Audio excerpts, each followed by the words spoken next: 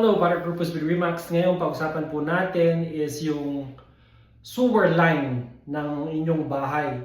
When you're buying an old home, yung mga lumang mga bahay from 1960s to 1970s, 1980s, kailangan maging buyer's beware tayo lagi kasi nga luma and baka magkaroon ng problema sa mga sewer.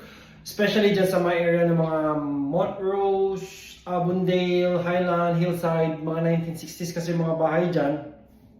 And especially pag may nakita kayong malaking puno sa harapan, kasi yung malaking puno sa harapan na yon, yung roots nun, pwedeng sirain yung mga tubo dun sa harap ng bahay ninyo. Yun yung from your exterior wall ng bahay up to going to aquaterra pipe. Tinatapon nun yung mga tubig na nanggagaling sa bahay ninyo.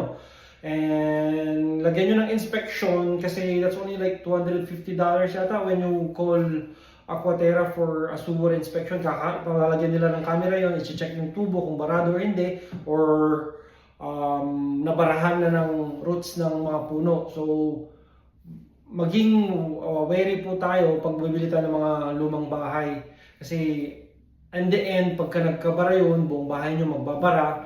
Tapos pag ipapagawa ninyo, malaking gastusin yun.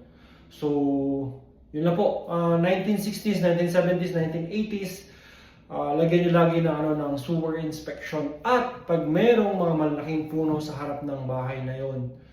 Yun lang po. Patrick Corpus, Remax. Bye-bye.